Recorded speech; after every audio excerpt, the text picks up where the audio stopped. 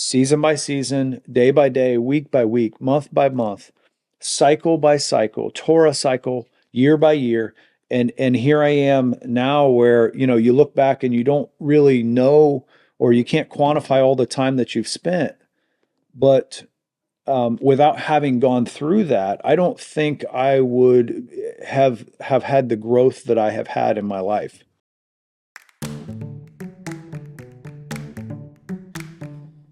Hey, this is Eric with True Roots. Hey, I want to tell you a story about growth that has really helped me in my Christian walk. Years ago, when we were getting our church started and things were going, and it was a very exciting time, and a lot was happening. I was out mowing the yard one day, and I'm just talking to the Lord and telling him about all the things that are going on and what I'm excited about. And I got into this place where I was starting to complain about things not going as fast as what I had wanted them to. I was really excited and just wanted to launch off to the stratosphere. And the Lord responded to me. And, whether it was in my spirit or audibly, I'm really not sure, but I heard him say, "Let me tell you something, son. You're trying to grow like a weed, and I'm growing you like a tree." And truthfully, I don't know that I really grasped what he was telling me until, here I am, maybe 13, 14 years later after that had happened. And I'm still just now coming to this understanding of what it was that he was showing me. And that's the concept of just that God is not in nearly as big a hurry as we are. So this kind of came up in my devotion, and it's something that has helped guide me. But I want to go to Psalm 1, where the Lord talks about us being like a tree. Psalm 1 says, "Blessed is the man that walks not in the counsel of the ungodly, nor stands in the way of sinners, nor sits in the seat of the scornful. But his delight is in the law of the Lord, and in his law does he meditate day and night. And he shall be like a tree planted by the rivers of water, that brings forth his fruit in his season. His leaf also shall not wither, and whatsoever he does shall prosper." This gives us a concept of a tree and the seasons of a tree. And it begins with this meditating in the law of the Lord day by day. And this is really the secret to true growth, in my opinion. At least it's what it's produced good, lasting growth in my life. Daily time with the Lord, not in a hurry, allowing him to teach me, not me seeking or telling him what it is that I want to know, but simply sitting with my teacher and letting him instruct me. I'll be honest with you, the majority of my Bible study has just simply been reading the scriptures, Genesis to Revelation, over and over and over again. And that's produced the greatest growth in my life. It's been a situation where the Lord has just added and added and added, season by season, day by day, week by week, month by month, cycle by cycle, Torah cycle, year by year. And here I am now where, you look back and you don't really know, or you can't quantify all the time that you've spent. But without having gone through that, I don't think I would have had the growth that I have had in my life. It says here in verse 4, "The ungodly are not so, but are like the chaff which the wind drives away. Therefore the ungodly shall not stand in the judgment, nor sinners in the congregation of the righteous. For the Lord knows the way of the righteous, but the way of the ungodly shall perish." You see, when we get in a hurry, and I've seen this with my sheep when I'm just trying to move them to the next pasture and just get them on green grass, and they get in this big hurry and they start acting all frantically, and they run off in a direction and a lot of times get themselves into trouble. And I've done the same thing, and maybe you have too. See, the Lord likens us to trees, and I believe he's growing us like a tree.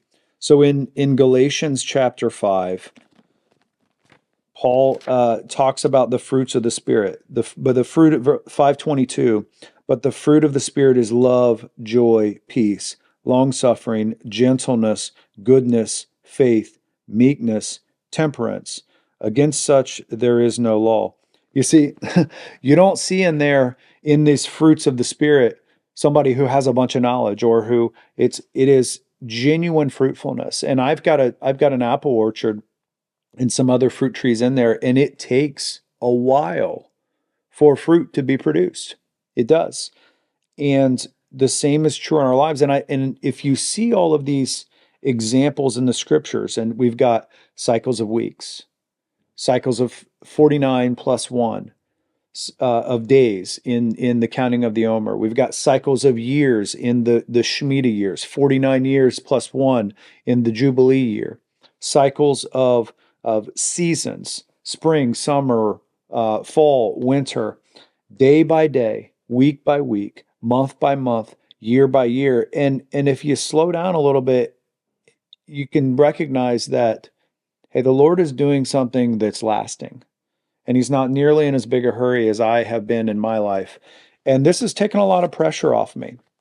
You see this directly in Isaiah 28. Let me go there. Where Isaiah is talking, the Lord's talking through Isaiah about teaching man doctrine. He says, Isaiah 28, verse 9, whom shall he teach knowledge, and whom shall he make to understand doctrine?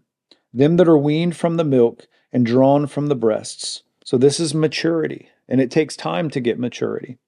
For precept must be upon precept, precept upon precept, line upon line upon line, here a little, there a little. That's the secret. Here a little, there a little. You see, there's this concept of the 10,000 hour rule, and you've probably heard it before, that it takes 10,000 hours of practicing something or anything to become a master at it. And really the underlying truth in that is that it just takes a lot of time. And if we get hasty and we try to build something without the proper materials, our lives without the proper materials and the proper seasoning and allowing the Lord to do it in our lives, we create something that doesn't withstand a trial. So he goes on and he says, for with stammering lips and another tongue will he speak to this people, to whom he said, this is the rest, wherewith ye may cause the weary to rest, and this is the refreshing, yet they would not hear. But the word of the Lord was unto them precept upon precept, precept upon precept, line upon line upon line, here a little and there a little, that they might go and fall backward and be broken and snared and taken. See, this people that the Lord is talking about didn't want to go through the little by little process of learning. And so as a result of that, it was a trap for them. They were given something that required patience and diligence and consistency, and they were unwilling to go through that process, and they were trying to jump to the front of the line, and it caused destruction in their lives. And so this is something we've got to be really, really careful of. The truth is that the Bible is a spiritual book. So you see in Hebrews 4, Hebrews